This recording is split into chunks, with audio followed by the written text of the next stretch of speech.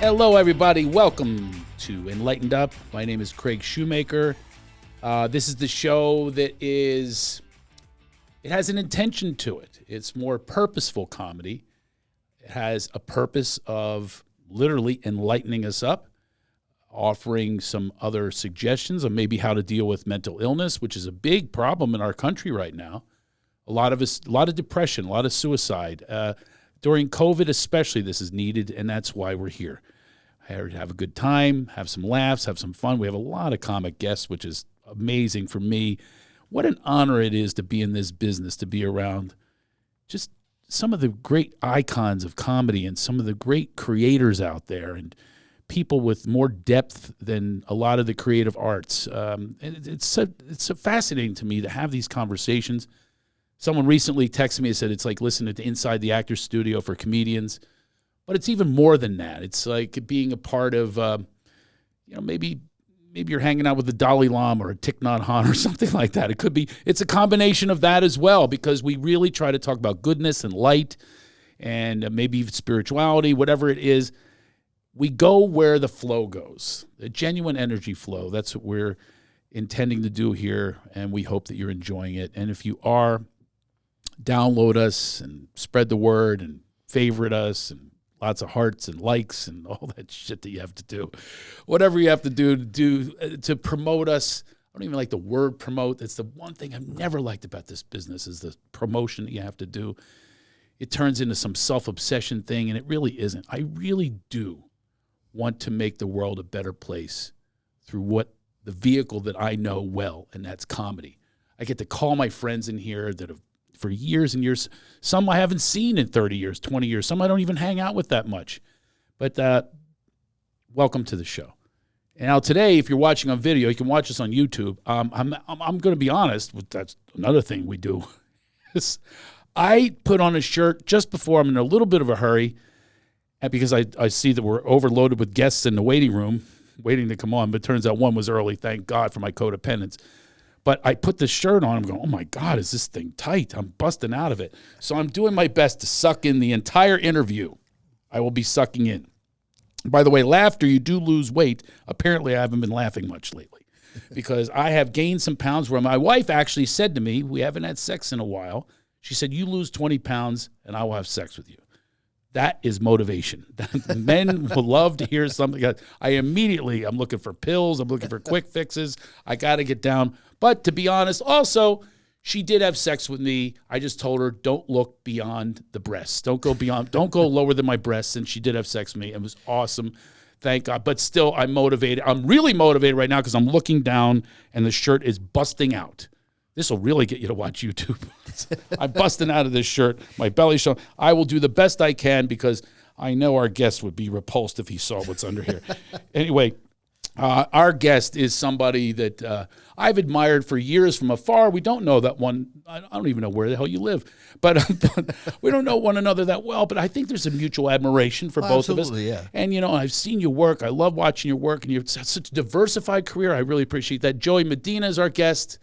And you also come from a background that no one else comes from, right? Oh, yeah, well, not in the comedy business. Yeah, I've done well. I'm like my own job fair. I've done so many things right. At the age that I am. Even though I feel like I'm 1,000 years old.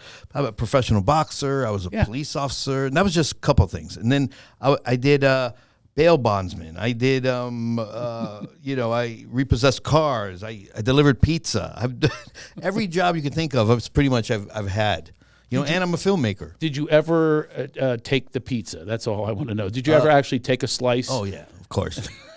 Because I was young, I didn't know what. Of course. When we're younger, when you're younger, you really do commit these little crimes. I think about it all the time. I was just back in my hometown, like driving by places. Oh, I stole records from there. Oh yeah, I robbed their garage. I mean, it was like a tour of crime for me. Yeah, and it's funny when you're a kid, you're like, this is fun. Yes. And now I think, I would never do that. I would never do this. Do you have kids? Yeah. And how old are they? They're older. Now when your kids, when they're growing up, I want to ask you a question. Like, what do you tell them about your past?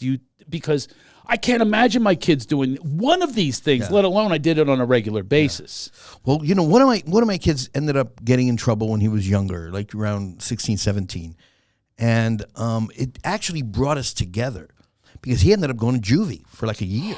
Whoa. And nothing major, but, enough to go to juvie. Oh, juvie. So we used to call it Monkey Hall. Monkey Hall. We called it Monkey Hall. Oh, he's in Monkey Hall. That was like a big rumor that would spread. Oh, Gibby Gilbert, he's in Monkey Hall. Oh my God, that meant hilarious. you're like banished to Siberia. Right. So he was in juvie. He was in Monkey Hall for what crime? It was drug related. Yeah, and drug related. Yes, it's a relation to drugs, he sold an undercover cop some drugs. Oh, that's a direct relations. That's a mom and pop business right there. And it's funny because now he's a banker. He's got this huge house, and he's got 2 beautiful kids and a beautiful wife. And do they know about the background? Yes. He's honest about that. Yeah, and he but he it's completely night and day. And I knew that always in him. It was just.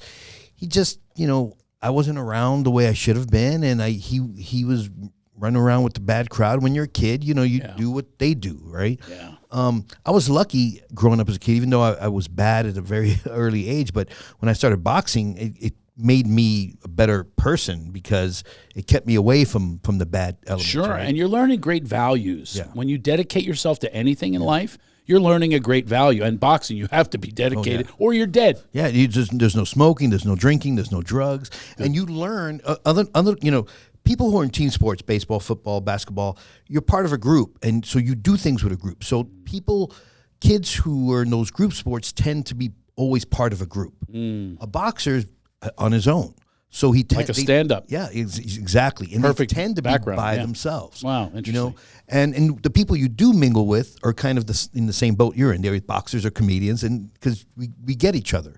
Do you find a lot of common ground when you were hanging out with the boxers and hanging out with the comics? A lot of common ground, right? Yeah. Because we knew not to eat this. We knew not to eat that. Comedians don't know that. We eat the worst food ever. Yeah, drink. We do everything, and it's the same way. And it's funny you're talking about boxing and comedy. Boxing and comedy are so similar, especially mentally. Yeah. Because as a boxer, it's you against the opponent, right? As a comedian, it's us against the audience. And some audiences are great, some opponents are, there are times where in boxing, you hit somebody with your best shot and they just look at you and you're like, oh my God, now what do I do, right? In comedies, we hit a crowd with one of our best jokes and they just look at us. Well, like, ironically called a punchline. Yeah, right? Exactly. So it's boxing comedy so much. And I think I started doing well in comedy early on in my career. And I think it was because I had the boxing mentality. I think that it was just a transition to something else. Even the fans are similar. If they think you're the bad guy, they boo the bad guy. Yeah, exactly. If you're good, they love you. And your fans are, or the audiences are, when the spotlight's on you, everybody loves you. When all of a sudden the spotlight's not on you, or you're not doing well, or you're being canceled, now they left. And I've learned that. I learned that in boxing. I remember I was undefeated. I think it was like 9-0 or something like that. And every fight I would win, everyone would be in my dressing room afterwards. They would take pictures, autographs and congratulations. And then I lose a fight. I finally lost a fight. And I remember I walked in the dressing room and I turned around and nobody was there. And I was like, and it hurt my feelings. Like I was really hurt. And then I just sat down and I'm like, okay, I get it. Everybody just loves a winner. That was it. Wow. I learned that in 1 second. I learned a lesson, and I did what I did after every fight. I would call my mom, and I called my mom, and I'm like, Mom, she's like, oh, how'd it go? Did you win? I'm like, no, I lost. She's like, okay. I'm like, yeah, you're right. It is okay. Yeah, because I got my mom, and that's always going to be consistent. I think part of it is people live through you. The people that can't achieve for themselves, they live through your shine. Yeah, they go with your glow. Whatever's around you, they kind of like. It's their only way to success a lot of times, right. The hanger-oners or the fans or things like that. Same thing as a comedian. But the thing is, if we have a bad set, nobody wants to be around. Nobody buys you the drink afterwards, right? It's like, even your comic friends like, hey, awesome set. And we're like, that sucked, dude. I know it sucked. But it's the same thing, when you're doing well and you're doing hot and you got all this attention, you got TV shows and you're doing this, everybody wants to be your friend. Everybody wants to be part of you. When you're not, nobody picks up the phone anymore. Nobody calls you anymore. How about that moment when you perform with someone that did better than you and you're standing with them when the fans are on the way out, and this person killed and you didn't have a good set. Oh yeah, that's happened. Isn't that the worst? Yes. When they do the, the line I'm going to go with, they compliment the hell out of the person who killed. Great show. All right, nice job. Just you were good too. Yeah, you were good. Or something like that, right? It is the worst feeling in the world. It is. It's an ego hit. And listen, I've had it happen, not that often because I usually headline, but lately, like I was actually at a show watching a comedian and people kept coming up and had no idea who I was. And I didn't go on stage. It still was hard. Right. They still give me you were good too. Yeah, especially when you're like, I didn't even go on stage. Exactly. Yeah, it's a little difficult, but the older you get, the more you are in a little more acceptance of what life is about. Right. And a little more understanding about this is how people do gravitate towards heat. Right. Hollywood's definitely that way. Oh, absolutely. My God, it's the worst illusion of heat, and forget about it. It's all make-believe. It really is make-believe. So much make-believe, yeah. The friends are make-believe, and not all the friends, obviously, because I have friends that are just, no matter what I did, they're always going to be my friend. Yeah. And are they friends, old friends from the hood? I have a lot of those, but a lot of new friends. I have really close comic friends that are. You do, yeah.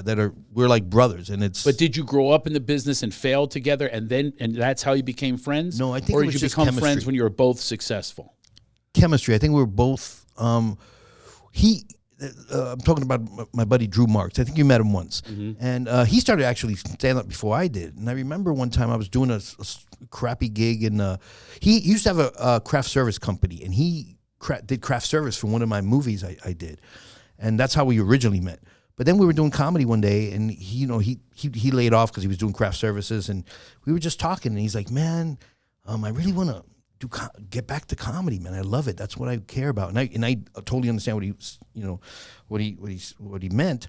So I had a gig coming up in Vegas, and I go, "Hey, I'm going to open for me in Vegas. Come in Vegas. We'll hang out." And he said yes, and we drove to Vegas. And we freaking fell in love. I'm like, I love this guy. He's just a nice guy. Now we're best friends, and everywhere I go on the road, that's when the love affair began. Yeah. So on the drive there. Yeah, we've been to Thailand together, Malaysia, performed in Malaysia. He opens for you all the ways, or do you ever open for him? I opened for him once. In Vancouver. And how did that work? How did you do the coin flip? No, it was just the way it went, and I'm okay. I have zero problems with it. I'm with you on that. Yeah. I don't care. I have zero ego. I'd rather open.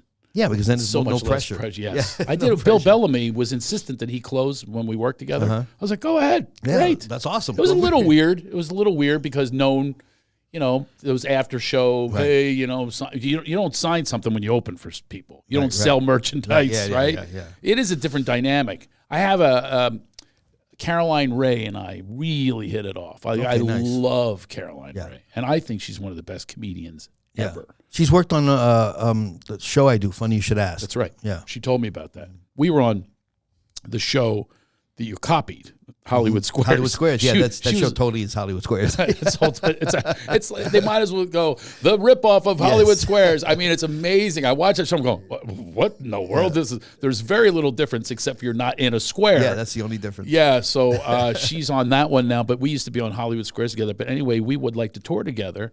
And I said, well, we're gonna flip-flop. And she goes, no, we're not. You're going to close every show. I go, no. And so we're already arguing. I don't know if it's going to happen. I don't know how you decide. But so you two, you're a headliner, and he's a headliner too. But is it because, why do you end up to be the headliner in a situation like that? How do you think that happens? Well, I think I just stayed more busy, and I think he stayed away from comedy for a while. Oh, God. So when he came back, it was kind of just working with me. Right. But when I book him, when I work somewhere and I bring him with me, I let him know he's a headline, just so you know. So you let the booker know. Yeah, because they're like, well, who is he? If they don't know who he is, and I'm like, oh no, this guy he rocks. What do you think makes him your bestie? Just chemistry, man. It's just like the same way we meet. The way we're attracted to the opposite sex. It's like, I call him my comedy husband, man. And like, you guys are gay. Like we even do jokes about that because we're always together, right? Yeah. But it's just he's a great human being, and Yeah. and he's honest, and I just love him to death. I think he's hilarious, which helps. You know, if he sucked, I wouldn't take him on the road no matter how Right. much I liked him. Right. But he's great. That's great you found that. And you also found somebody that's not an egomaniacal person. No. Yeah, him and I that don't wants care about to, any of that stuff. Right. Yeah. Well, that's great. Yeah. I do. That's why I don't get along with anybody. But I get along with you based on your posts. Sometimes this happens. Yes. Sometimes it happens. Like I watch your posts and you're like a good human being. And I noticed that from your posts. And I'm sure you're aware of this, is many people get disturbed and upset if you go political. Yes. But my premise is, and see if you agree with this, it's not political, it's societal. We're making comments on things that bother us about lack of values and ethics, rather than the person who's with a party, because every party has these issues. Right. But some people, if some people have worse, then you're going to point it out. That's what we do as comedians. Yeah, and I think you're right, because I've never been political in my life, ever. Oh, you too? Yeah, never. I didn't, until, someone became president. And then also, to me, it wasn't about politics. And again, it wasn't about like values. I don't walk around saying, oh, you're an evil person, or you're a bad person, or you don't have any morals, because God knows I've screwed up many times. God knows I'm not a perfect person. Right. And I would never ever go around, oh, this person's good, that person's bad. But he was the president, right? So I'm sorry. At that point, all eyes are on you, and now you've got to have a certain standard. I can't be president because I don't have that standard. I'm not that kind of, I'm not good enough of a person. And if you have the character that it takes, it should be fine that people are scrutinizing, challenging. But he was a person that could not be challenged. No, I know, and that's freaked the thing. out on any challenge. And then I used to say, he'd say fake news. Right. Obviously, we know who we're talking about here. And again, we're not being political. We're talking about human nature. This is what comedians do, okay? Right. So don't say stick to comedy, because we are sticking to comedy. And not we scrutinize and analyze human nature. Yeah, not just that. What I've never understood when someone says, well, you're an actor, you're a comedian, you should stick to... I go, first of all, you're a plumber and you're talking about politics. Why can't I? Right. It's a job, man. I have an opinion just like you have an opinion. They have an opinion on you. Yeah. That's what I say to them. I go, well, because you are one of those occupations, that means you're voicing your opinion to me, so should you shut up as well? Yeah. The other thing I used to say to them is, well, where does he come from? Right. Like any actor that became president with Ronald Reagan. Right.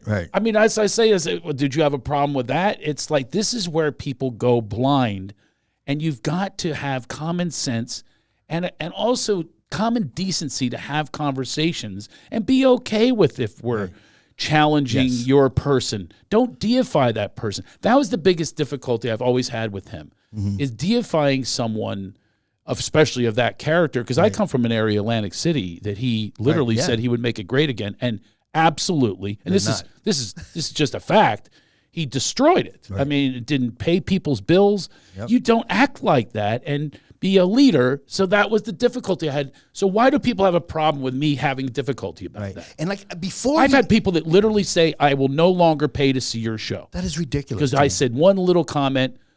I was even about Pence. And I made one about the fly. And they said, I will never see you again. That's where people are right now. Ridiculous. Are we really that closed? Yes, some people really are. Do you think I would ever do that? Joe Biden? I mean, you think I'd say something if somebody says something about Joe Biden? Like, hey, that's your opinion. I'll never watch you sing again. Right. Now I might not watch Hercules because Kevin Sorbo's opinions. No, I'm just kidding. No, it's true. I don't watch it no more. But the thing is, it's just it's like I had before he ran for president. I didn't care. I had zero opinions of him. I didn't care. I mean, I still thought he was a jerk and all that. Right. But I didn't say a word about him. But all of a sudden, now when it's supposed to matter, then it's different. The standards are different. You know what I mean? And I'm sorry, you got. Well, I applaud you for having the courage, because I did not as much. Now, even now, I'm like, oh, geez, they're gonna. But then again, there's part of me that goes, oh, if you have a problem with that and you're going to cancel things, you're going to be the most lonely, sad person ever. Because if you're going to cancel every single person, every artist that you enjoy, because you don't agree with what they said about your person who you deify, you have problems. Right. If you deify anybody, you have problems. I don't support anyone full on. Yeah, me either. If someone had a criticism about my son, I go, yeah, he's an asshole sometimes. But they did with him. He could have done anything. And people are like, okay, it's okay. And I'm like, no, it's not okay. What happened to people? What is that happened to people that's what they became? It's a cult. That's what it was. And how do people, I've never seen a president do rallies before. No. Where did that come from? Yeah. And why are people not saying something about that? It's ridiculous. That does not resonate with me, and I'm going to have an opinion on that because I don't think any president should have rallies. They should be doing things in office. Yeah, but he didn't care about that. He didn't care about any of that shit. He just cared about himself. That's it. And that was so it. You and I see that, and we also recognize ourselves in people as well because as comics we can tend to be self-obsessed. But I think you share this with me, is we've also evolved past that. Yes. And you expect people to be an adult like him in a position like that. Like be an adult and be self-evaluative, right? People say, okay, what his policies, this. First of all, I don't like any of the policy. I don't like any of that stuff. But I go, one simple reason. He's a bad human being. That's it. Well, you and I share that. He's a bad human being. You and I share that. And people can't change my mind by going, what about Joe Biden? What about Hunter Biden? You can't change my mind about my thoughts on someone who has continued to be a bad human being. It's not like he's had a couple little problems like we all have. Yeah, I've done bad human stuff. Yeah. See, me too. We talked about that earlier. So at what point in your life that you have like an epiphany that you would never go back there and certainly not vote for it, that we don't want to go back to being a criminal, don't want to be back to being a jerk or even, abusive. Right. We don't want to go back to that because we become enlightened. And sometimes it's people rise to the occasion, right? If all of a sudden you and I became president because everyone else in the world died, right, or whatever, I think we would. Is that what it? Yeah. Joey, really? That's what it's going to come down to. Craig, you know what? The only reason you can ever become president, Craig, is if everyone else died. Yes, I'm like, all right, you're the only one in the world. You'd have to elect yourself. So, I'll vote for you. You vote for me. And we'll do it together. We're the last two people remaining. No, but I think we would rise to the occasion. We'd be like, you know what? No more shenanigans. I've got to be a better human being. Right. And he didn't. He just rode with it. And I don't know. I just didn't dig that, man. No, listen. I have this problem with someone in my life is like an extreme. People don't understand this. I want to talk to you about this. Okay. We come from a show business which is filled with narcissists. Oh yes, filled. Yes. It almost comes with the territory. You have to have some degree of self-obsession at least. Yes. To keep going in a business that is filled with rejection. How many times do you think you've been rejected in your life? Gazillion. Is that a number? Yes. Let's look that up. We have to fact check that. I mean, really, the amount of rejection. I don't even think people have an idea. They think that you're like living in this big life, and then they say, I'm going to cancel you because you're a jerk, you're a Hollywood guy, you're whatever those things. Does anybody have any idea? Yeah. Like boxers too. Oh, boxers too. What it takes to get to the top. The amount of rejection, they're out of knockouts, and the thing is, we've been equivalent of knocked out. Oh yeah, how many times we should have concussions? Oh, Joey. a few times, yeah, a few times, right? How many times you up for a part, up for a job, whatever it is, reject. It was crazy. I've had so many things where during COVID, I got during COVID, still COVID. I got sick. I had COVID in April, and then I got a part in a movie. And I couldn't do that part. Stop it. Yeah. And really, why don't you call your buddy Craig? Come on, I could have played it was a small part, Puerto but it was Rican a nice boxer. Part. Yeah. So, and but yeah, you know how it is, man. Clubs don't call you. It is funny. It's like when I did what was it? Oh, I had a radio show in LA, and it was a really top radio show. And I remember right before that, I was trying to get agents, and I wasn't really getting that much attention. Then all of a sudden, I get the radio gig. They did I think a $2 million billboard campaign with my face all over LA on buses, in the trains. I remember that. Around 2006, 2007. Whoa, everywhere. It's everywhere. What station was that? It was Latino 96.3. Yes. Yeah, 93. It was English. You had a partner, but it was right? Yeah, I had a partner, but it was my show. And, oh my God, yeah. But it was funny. It was not 2 weeks later, every agent was calling me up. Every agent. Listen, and I already picked, at that time I picked Gersh. But I went to lunch with all these agents and I made them, I went to the nicest, most expensive places, Dantana, and I made them buy me lunch because I go, if you want to play this game, I'll play the game as well. Wow. Because I go, look, I knew you reversed it. You took your time in the sun and said, I'm going to get what I can. Absolutely. I had a lot of free dinners. And free dinners, free everything. Because now they wouldn't know you in a lineup. No, exactly. Now I can't. Now my insurance agent doesn't even call me back. You know what I mean? So it's like. I ran into an agent, like one of my agents in an airport.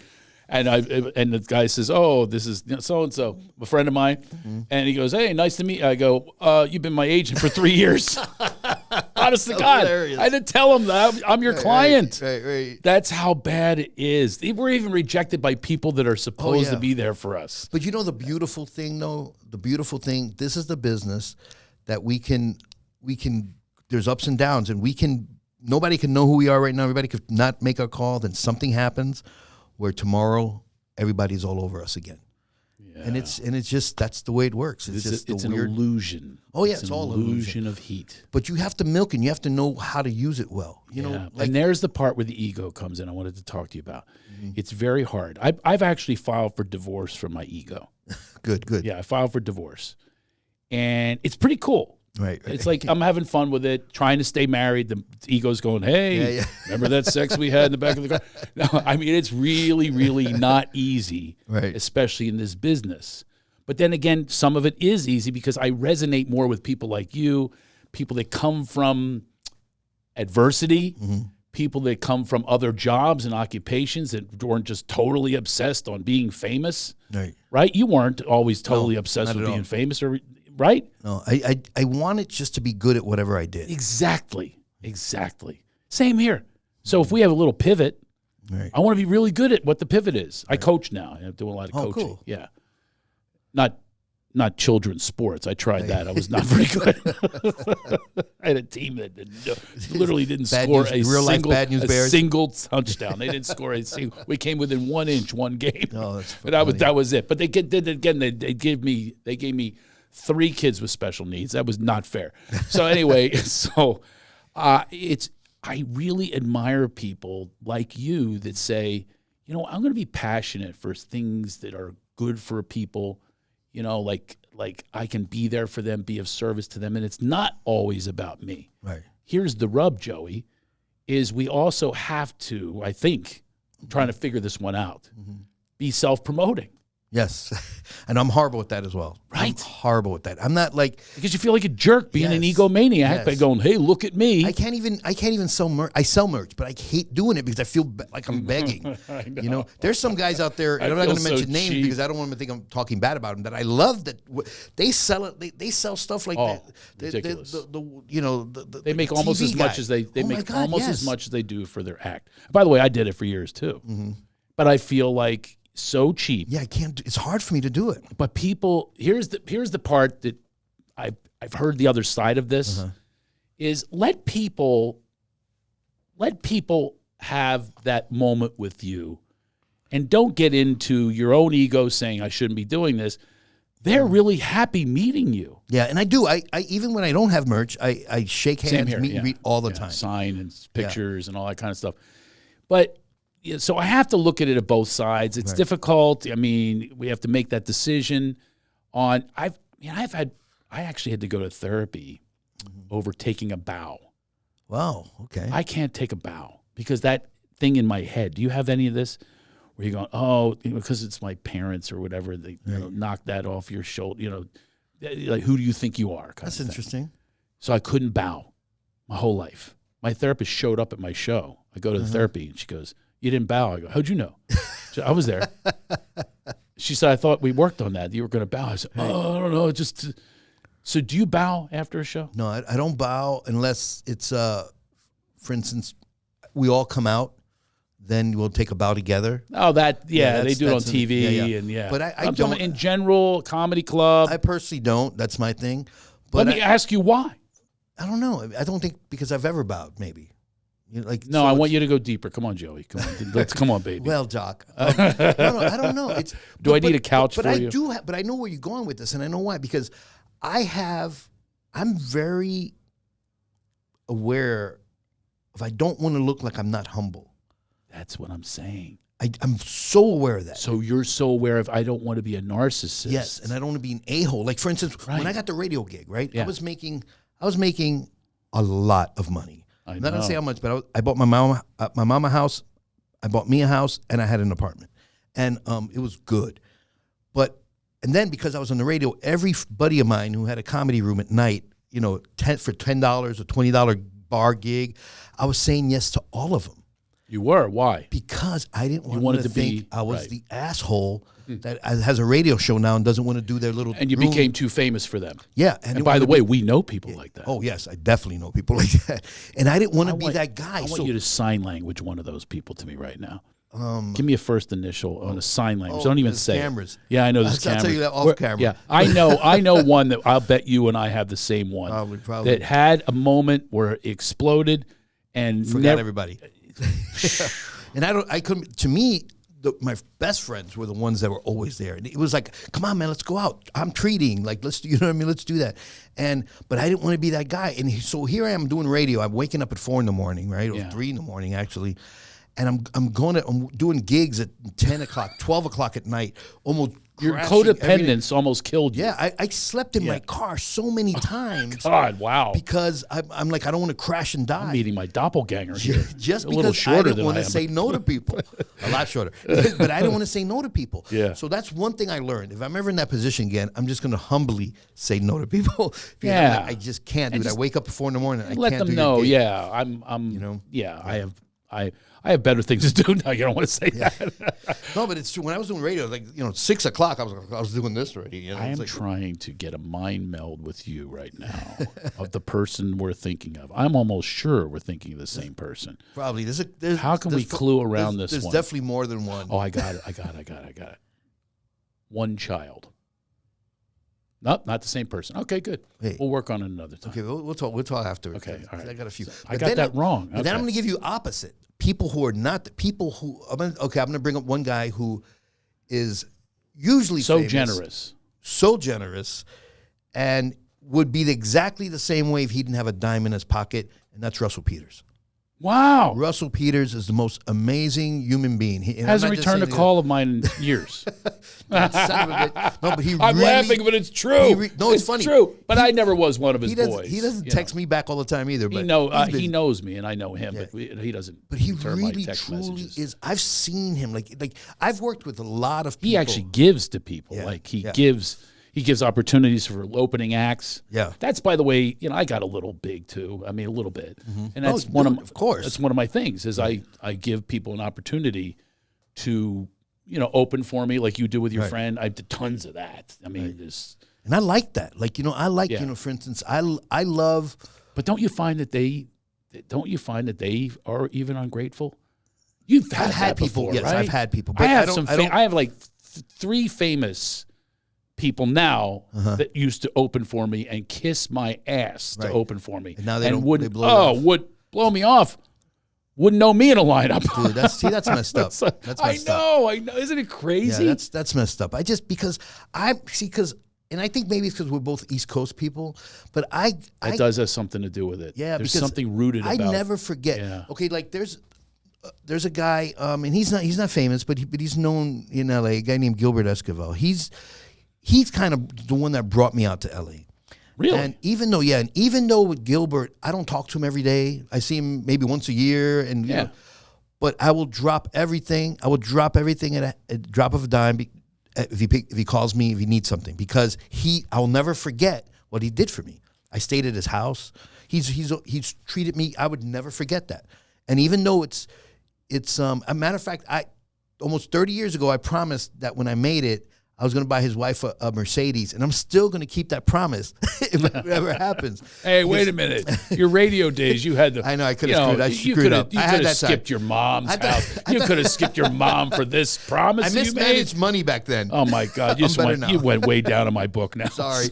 No, but you see, but that's the guy, like, I'll never forget that. Yeah, because even though I don't see him every day, even, we don't do, but he is still that friend, that important friend of me.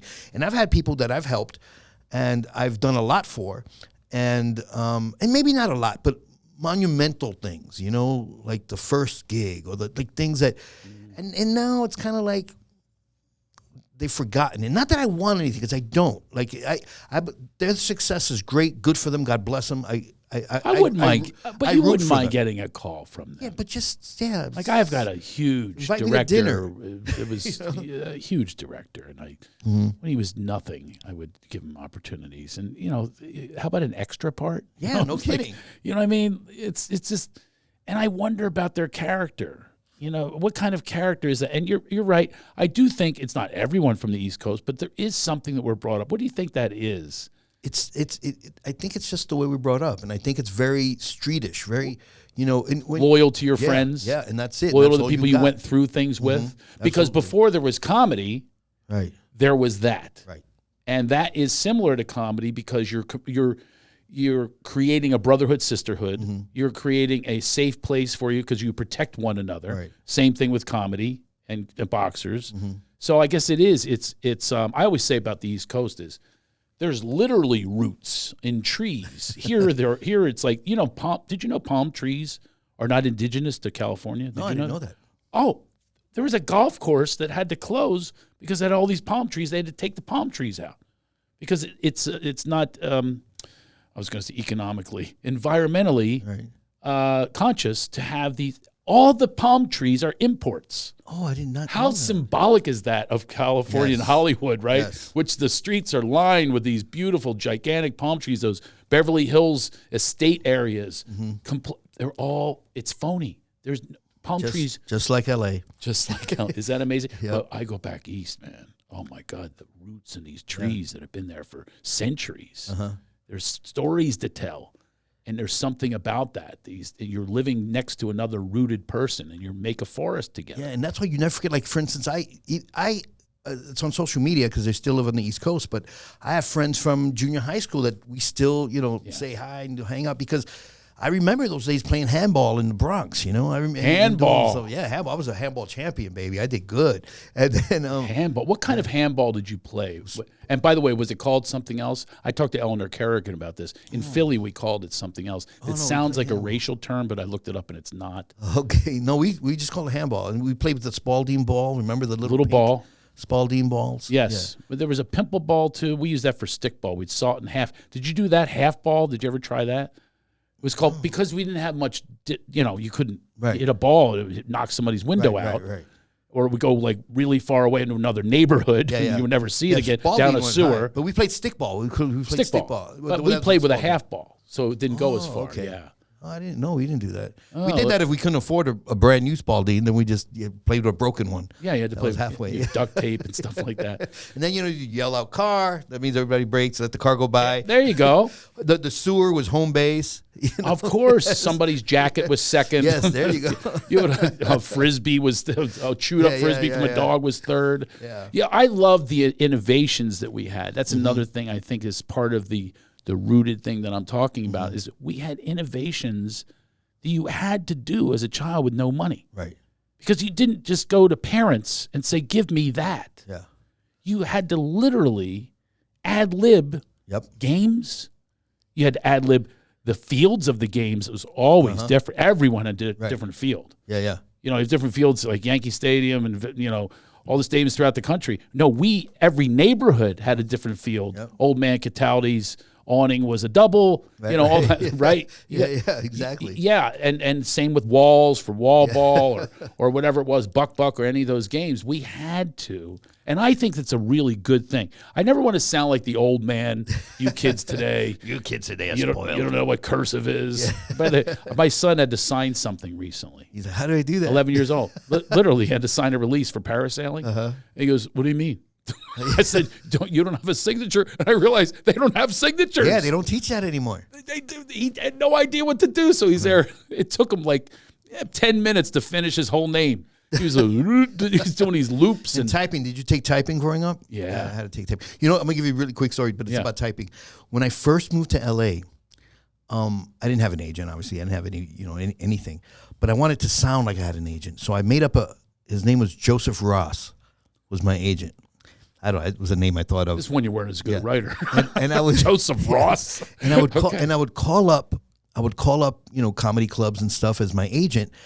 And I wanted it to sound like a busy office. So I had a CD of a busy office. You did not. Sound effect. You did yes, not. I swear to God. With But the funny thing was, yes, it was right when computers were starting to come out. Yeah. So I'm like, there's something wrong with it. And what it was you would hear the typing, and nobody was nobody was typing nobody anymore. typed anymore. So I'm like, God, I got to get another sound effect. I would do that. Oh, that is classic. I never even knew that sound effect existed. Yeah, I used to try that. You pretend you're Yeah. you're your own agent at the time, because no one's ever going to talk you up like you. No, Have you ever right. had an agent? No, of course that not. actually, My mom. Right. Just the only one. Completely, somebody that completely makes those calls and believes in you and speaks on your behalf. Because it's easy. When you're on top, it's easy to believe in someone. Like, it's easy to sell them, right? But when you're not on top, it's harder to sell. And you get these agents that they don't want to work. All they want is to get the phone call. They don't field want to phone make the phone calls. call. They don't make them. Yeah. Exactly. And they're all about, and then they'll steal clients. That's their whole business. Right. They steal clients from other agents. Right. Because the talent is on the rise. But they're not stealing a client that they think might have some potential. Yeah. They don't build anybody. Yeah. They don't. Do you go to nightclubs or venues and spot talent yourself? Oh, yeah. Yeah. There were people, I think only twice in my life I saw a comedian. I go, I wish I was a manager. I would manage them. Yeah, this happened to me too, yeah. And I think you were on a show that it happened. Flappers, I think maybe? I saw someone on. I think she was on a show. She was on a show with you out here in Westlake. Remember you did a show out here in Westlake? Wait, yeah. Oh no, she might not. Zara Mizrahi. I don't know if you know. No, she wasn't on that show, but I met her out here, and I remember going, "Ooh, man, I got a discovery here." You know, you feel like Melissa Villaseñor, who's on Saturday Night Live. Yeah, First time I saw her was in. I put her up at the Laugh Factory. did not. Yeah, and I was like, I want to manage her if I could be a manager, because I knew I go, this girl's She's incredible. so talented. She's so talented. I just worked with her at Nova. Nova. Oh yeah, the Nova comedy. Shows. Yeah, those big shows. My God, the people. She was like the fourth most famous. I mean, they put. I know. Yeah, but she was So such an amazing talent. Yeah, she's the really impressions she passionate does. about her writing too. I felt like I was bothering her by saying hello. You know what I mean, I didn't really know her at all. Yeah, no, but she was. I only met her a few times, but I remember I was going to write some sketches for her, but it just never panned out. Yeah, I wish I would have, because then I would have known her better. But I remember seeing her at the Laugh Factory, and I remember going, "Oh my God, I want to manage this girl. I'm not even a manager, but I want to, because I know she's going to blow up." And did some of it have to do with? I mean, do you relate more to? You're called a Latino, right? Yeah, whatever. I'm cool. I know you're in the original Latin Kings of Comedy. You're in Latin Palooza. And by the way, no one speaks Latin. You're not up there going, "Hey, e pluribus unum, my peeps. What up?" Yeah, definitely not. I can't even speak Spanish. So. Is that true? Yeah, it's very little. Very little. I'm having people do work on my yard, and they're all Hispanic, and I'll say a few words, and then they start talking to me. I'm like, oh, God, I got to get somebody else.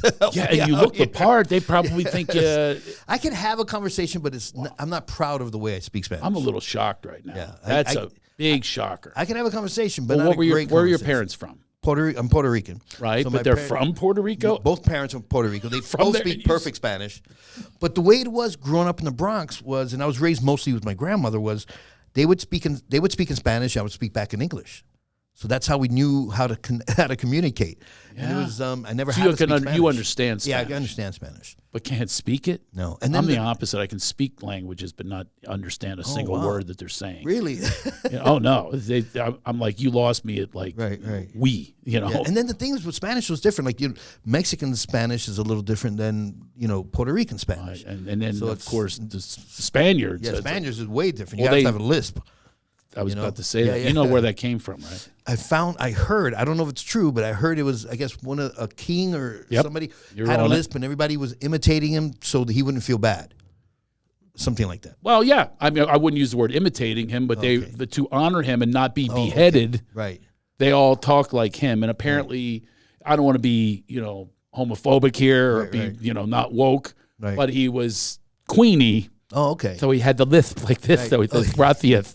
Yeah, so it wasn't even a real lisp. It was just... It was like, no, it was like, listen, let's face it, there are gay men that talk like that with a lisp. Absolutely. I'm not making that up. No, That's what makes absolutely. me so angry with the woke and Right. the cancel culture and all that. There are people that talk certain ways. Right. It's like if I do a Southern accent, that's how they talk. Right. You know, there are people, I'm not saying all people from the South talk like that. Right. Not all talk like this, but there are some that do. Right? Right. Right? No, you can say, like, right, if all of a sudden somebody walked into a room and they spoke like that, you're from the South. If somebody came to a room and they were, if they were overly flamboyant, you were like, you're probably gay or maybe an ice skater. Well, that's kind of the same thing. But that was redundant. But yeah, I have a joke in my act about that. Oh, do you? Okay. I used to watch figure skating, Right. You know, and you wait for them to, you know, at first they try to play it straight. In the post-interview, Right. I started my program in Axel. Then I went to a Lutz and triple Sal cow in a pike position. I'm sorry, I'm crying. That Russian bitch gave me a 4. She has a penis. Anyway, so you see that imitation I'm doing is an imitation of people that I met like that. I'm not making it up. No. And I'm also not, it's not homophobic. You know No, what I not think at all. homophobic is? I think it's fear of being a homophobic. That's what I think. When people are homophobic, I think they fear that they are homosexuals. And that's why they are in fear, because they're going, oh my God, I never want to approach that. Right. I'm sure there are people like that. And the thing is, it's like my best friend in high school, and I do a bit about this in my act too, in high school was gay. And Did you know at the time? yeah, everybody, his nickname was Victor the Fag. Whoa. Like, that was back in the 80s. Yeah, 81 okay. or something. Yes. And that's just a true story, This is folks. a true story. You're not It is a true saying you would story. use that language now. no. Not approving of it. But the thing was, the way I met Victor was he would always sit in lunch with this girl who had Yvette Harper. I still remember her name. She's hot. Oh, she was hot. Yeah, oh, yeah. You know, her boobs came in first, like, you know. Like, Sure, yeah. and- 2 minutes before the rest of her body. Yeah, exactly. Yeah, She's I got gorgeous. you. Yeah. And I was a boxer. I was Golden Gloves, you know, in high Wow. school and everything. And I would just sit Badass. across the room, the lunchroom, and I would watch her. And she would always sit with Victor. And then one day, these 2 idiots from a football team came over and started messing with Victor, you know, playing with his food and, you know, harassing him. And I thought to myself, I'm like, this is perfect. I'm going to go there, save the day, and then I'll hook up with the girl. But instead, Victor and I became girlfriends. I don't know how it happened, but I loved him. He was so funny. He was one of the funniest people I've ever known in my life. Yeah. Just naturally funny. He's very flamboyant. He looked like Al DeBarge. He had the little mustache, curly, kinky hair. Yeah. He was Puerto Rican, but he looked dark. And but I loved him. He was And did he such teach a you fun things? I mean, Yes. my friend Mark taught me how to dance. No, he didn't. Like teach me. literally, he would take me into his bedroom and teach me how to dance. I think he taught me how to be funny. Wow. Believe it or not. Interesting. Because what I Are you would- giving him credit for the first time right now, but from that, or have you thought about that before? No, I've thought That about he- this before. Yeah, that he taught you how to be funny. Because I was very shy, believe it or not, as a kid. And he was so flamboyant that not just being gay, but he was flamboyant with just his humor and his personality. And I gravitated to that. I'm like, I love this, right? And so what I would do is I would imitate him to girls, and they loved it. So I'm like, oh, I'm making them laugh. So he would teach me how to play, which is funny because you play more, make it gayer. And it's funny because I've done gay on television and film so many times. Have you? Yeah, and it's The always because of flamboyant Victor. gay, or you just were a gay character? No, flamboyant. Oh, you Yeah, really it's- went with yeah, that, huh? I brought Victor comes back, and I went with it because You channeled Victor. because it was because I did a movie called Food Stamps where I played this gay character named Pierre. I did a thing with Roseanne on her talk show where I played a gay fashion designer. In the film that I made, I played another gay fashion designer, and it's all from Victor. And it's just very when you gay it up, you can be a little looser and more relaxed. I think, I totally agree. right? And you But can when I'm that, and you Yeah. say funnier things. yeah, you say funnier things than that just to me the is two of us funnier. talking right now. Yeah, and we should I- do the rest of the interview. Like that. I'm totally down. I am here with Joey Medina. Thank you for having me. Oh my God, I am just. Thank you. I am so concerned right now, though. Why? You know why? Because people are judgmental out there. Stop. They're ready to cancel. You know what? Then turn off your phone. You know what, or whatever folks? You're, watching You're going on. to cancel something that doesn't even exist, okay? There's Yeah. 5 listeners, and Thank now you. there's probably I can't even get Joey to watch his own, I'm sure, when that comes out. Oh my God! Listen, if you're going to cancel something, cancel this. Okay? Thank you very much. One time I full on, I was writing a script, and you get into a character. And I had a theory, just like you did. Like, my gay friends had all of the babes. Oh yes. All flocks around them. They call them fruit flies where I'm from. Oh, no, I didn't know that. Ever heard that? Like, no. Oh, we heard F Right. hags, Okay, whatever. But yeah, we called them, to be nicer, we said fruit flies. Right. Amazing. Just flocked around them. You say you work in I'm also working on a strip called The Wingman. It's a very similar story. It's about kind of like me and Victor, like back. Wow. In the day, yeah. Well, this was, I went with two friends of mine to try this out. Uh-huh. And I went in full flamboyant to a nightclub. Right.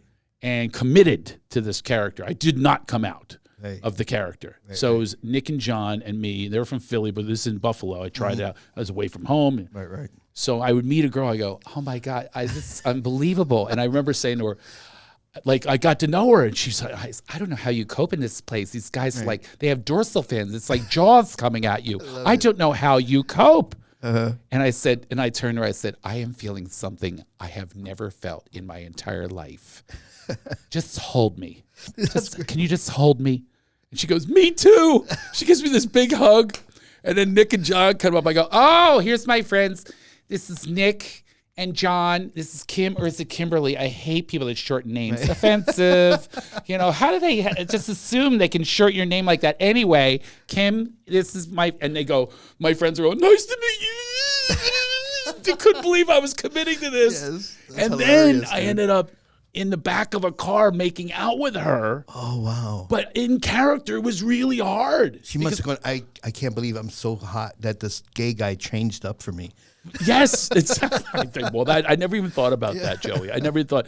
And then Nick was hitting on her friend in the front seat, and you could see his shoulders like trying to hold in his laughter. He'd go, and I'm back there going, I have to tell you something. This is not easy for me.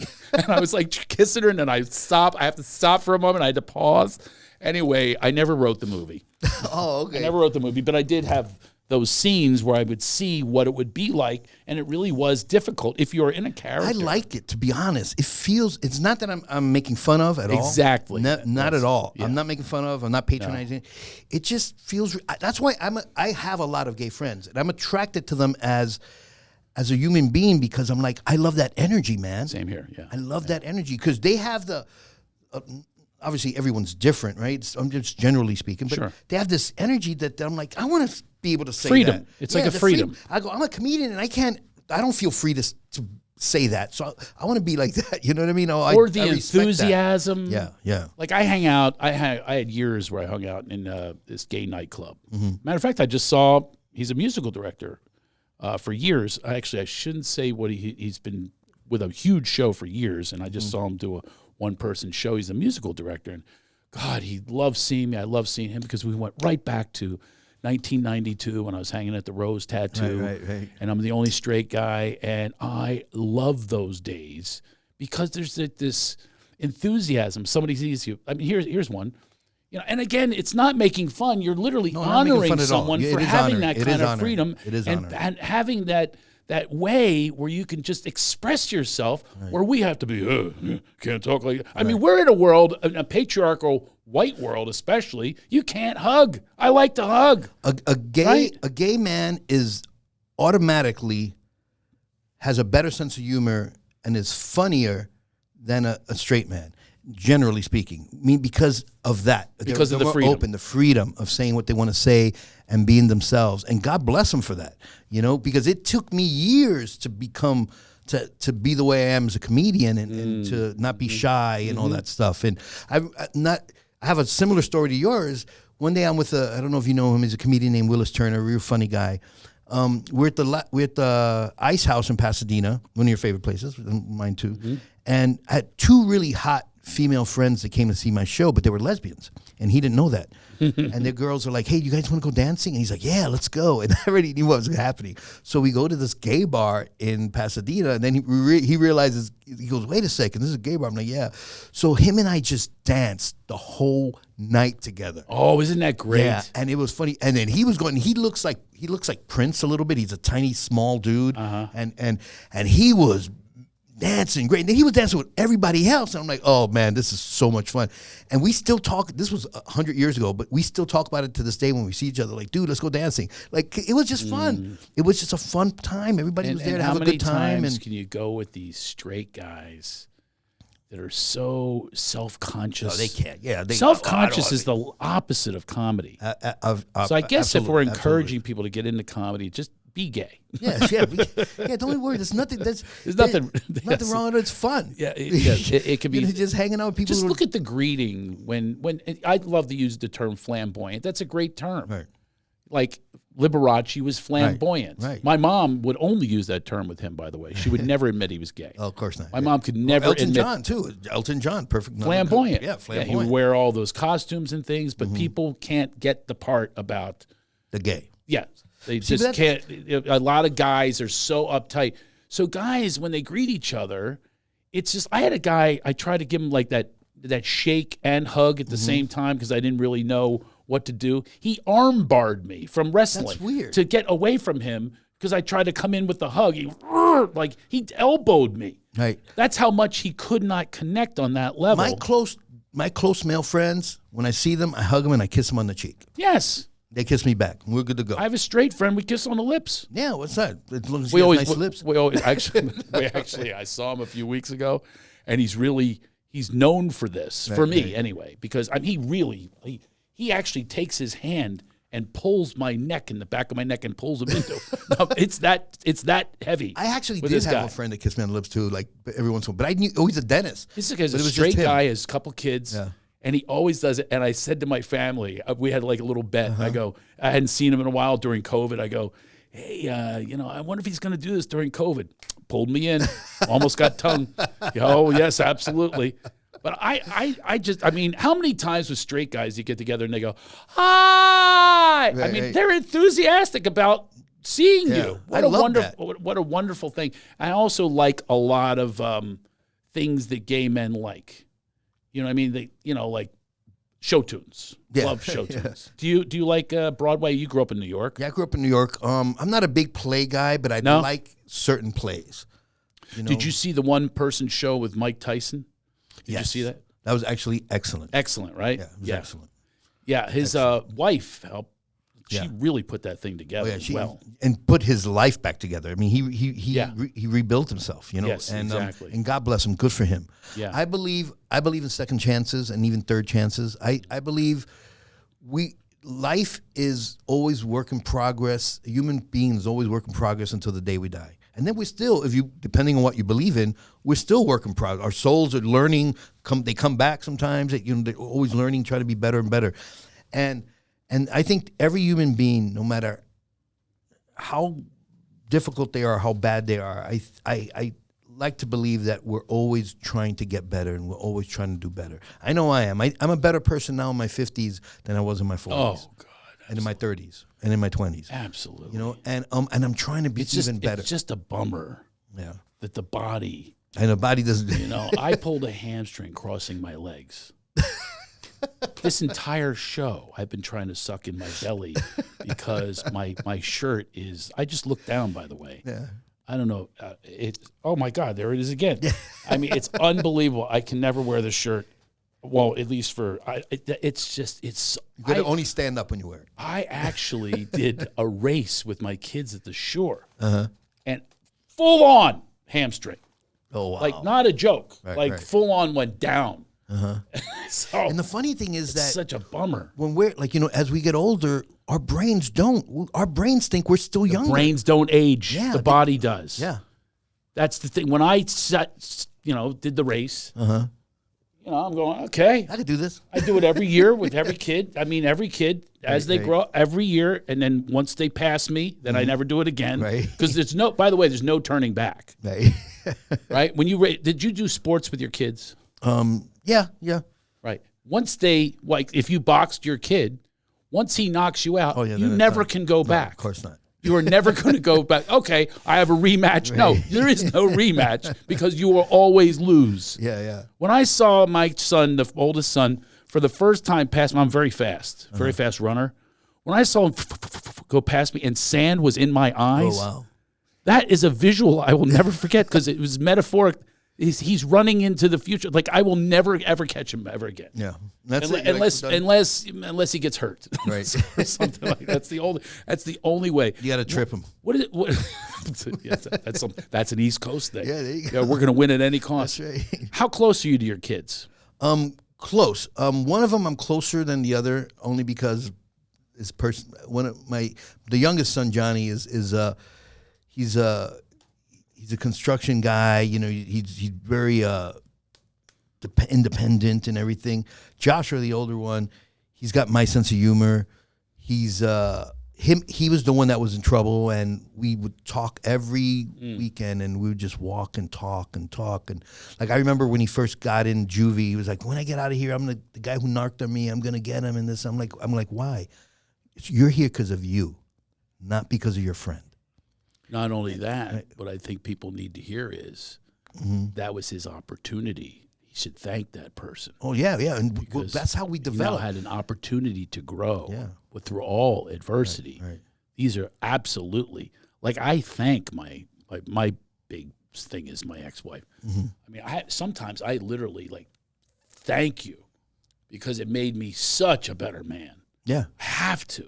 No, you have to learn, man. This is the thing. It's because if you don't work on yourself, life will do something to you that you're going to be forced to be in that position that you got to do better now, right? How about the victim mentality people? I have a very hard time with that. Yeah, there's a lot of people like that. Yeah, but the victim mentality, they have to stay with it. It's their story. Mm-hmm. It's so, how do you deal with that when somebody gives you, you know that you're one of like 10 that day they gave the story to, they've got to, it's like they want you to feel sorry for them. They want you to collude with them and agree with them. I have a hard time. I have to say to them, hey, you could keep talking like this. What good is it going to do you? Just change it. You want me to agree with you? And you could always tell because when you give them advice to fix it, they're like, no, because they don't want to fix it because then they can't bitch anymore. They can't complain anymore. They're not the victim anymore. No. You know what I mean? I tell people that go, look, everything that happens to you, good or bad, is your fault. Okay? You have to make decisions to make things better or worse. But also pat yourself in the back when good things happen. Yeah. It's your fault too when something good happens. When you do good, it's you did good. Look, I can blame so many things, so many other people in my life for the mistakes I've made, right? I literally could. Oh yeah. But why? I won't get better. It doesn't make any sense. You have to, know when you're wrong, and that way you can get better and go, you know what, I'm going to do better next time. I tell people all the time when I coach them, I say, admit your wrongs because now you're leveled out with someone. No one wants to hear somebody cocky. Or that. Then again, though, we have millions of people that do want to follow somebody like that. But speaking of goodness and good work and, putting that word out there, you have a short film. Yes. That just came out. Mm-hmm. And tell us about this. Okay, it's a short film called "Beautiful Violence," and it's funny. Most of the stuff I do isn't comedic; it's more dramatic. Isn't that amazing? Yeah. But I've always felt that comedians are the best dramatic actors. Absolutely, Robin Williams had some of his best roles in drama. Absolutely, and I act, and I'm a pretty good actor, but I rather be behind the camera. I love writing, I love producing, I love directing. Directing is what my I like to be behind the camera and be a bad guy. Yeah. Don't you love being a bad guy? Yeah, bad guy's always fun. Oh, that's so much fun. The gay guy's even better. Gay guy's even better. Wait, so we're basically saying we don't ever want to play parts like us. Yeah, no, why? Yeah, anybody but us. Yeah, we've been us our entire lives. Let's play something else. So the movie is about Beautiful Violence is about this. It's about these two individuals. It all takes place in pretty much in one location, but it's there's a character named Chad who's a white guy. And the reason I say that's important, you'll find out later. By the way, not a lot of brothers named Chad, but go ahead. Or Latinos. That's true. Chad Rodriguez, you don't see that too much. Not a lot of Chad. So Chad finds out with Chad Medina. Okay, so Chad has he has a beautiful wife, two beautiful children. He decides, he finds out he's going to die. He's got cancer. He's going to die, but his insurance pays double if he's killed in a homicide. So he doesn't tell his family or anything. He hires somebody to kill him. The person doesn't show up. So this is the day he decided he's going to die. So he's driving around Los Angeles. He's looking around. He's trying to come up with an idea, He drives by an alley, and he sees like a drug deal going on between a a guy named Carlos, who's a black character, and another guy. So when the other guy leaves the alley, he walks into the alley, and he just starts staring at Carlos' character. And Carlos looks at him like, "What are you looking at? Can I help you with something?" And he calls him the N-word. And he's like, "What'd you just say?" And he calls him the N-word again. Trying to get killed. Yeah. And so and then the Carlos character is kind of not trying to get the hell out of here, and he keeps doing it. So finally, the Carlos character just beats the living hell out of him. They both kind of just slump against the wall. Chad is all bloodied up, and they start to get to know each other. They start to talking, like, what? He's like, "What are you doing, man? Are you crazy? Are you racist?" So Chad shows him a picture of his family, and Chad is married to a black woman with two beautiful black children. And he tells him, he explains to him what he's trying to do. He goes, "I thought you would kill me, you would shoot me. This would be faster." He goes, "What do you think? Just because I'm black, I have a gun?" And he goes, Chad finds out Carlos is there. He's college educated. But he has a criminal record, and he did one crime, and so now because he's got a felony in his record, he can't get a job, and he's got a son with cerebral palsy. He's got another child and a wife that he has to support, and so they get to know each other. And they're to see that their lives are more similar than different, even though they come from two different parts of the world, right? And then they get to know each other, and then it's. Well, that's a really fabulous. And what did you have? Did you write it and direct it? Yeah, I wrote it, directed, and produced it. Wow, that is and awesome. Financed it. I would love to talk to you about collaborating someday. Oh, I would love to, man. I would love to. Two headlining comedians. I've written a lot of stuff, and almost everything I've done and written, I've won awards for. That's awesome. I did. Where can we find you on social media? On social media, you could Joey Medina Comic.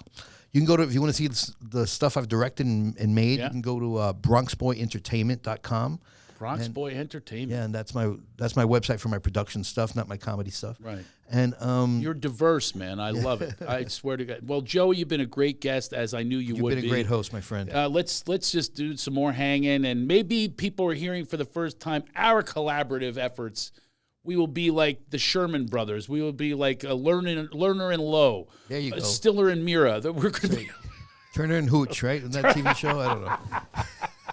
A movie. That was a movie. It was a bad movie from the 80s, and now they're making it a television show. They are that desperate. That's how bad it is. Hollywood is just so unoriginal. Oh, it is. So you have to beat them. You got to beat them. That's why I have a production company. You got to do your own thing. I've done two pilots. I did a pilot for me. I did one for Adam Hunter, which won an award for best series comedy or something. Oh, I love it. I love it. Well, man, it was great hanging with you on Enlightened Up. Make sure you spread the word get the word out there that you did this show. That Absolutely. Watch our show, listen to our show. It's available on everywhere you can hear in podcasts, and watch us on YouTube, and you'll be able to see my belly popping out. My buttons literally almost hit you in the eye. I almost popped one in the eye. I sucked in the entire time, but then when I was breathing and relaxed, boom, this thing almost just... I've got a few shirts like that. It's awful. I should not have worn this, but listen, it gives people a reason to, hey, let's see if it really did happen. There you go. It did, folks. I had the accordion thing happening with my buttons and my shirt. You can get the people who made the buttons as sponsors, because look, our buttons will stay in no matter what. You know what I mean? Well, actually, this shirt is a sponsor. Oh, there you go. Unfortunately, though, this is one shirt that's that a very nice shirt, Taylor Bird. It's called BYRD. It puts shoe in the coupon code.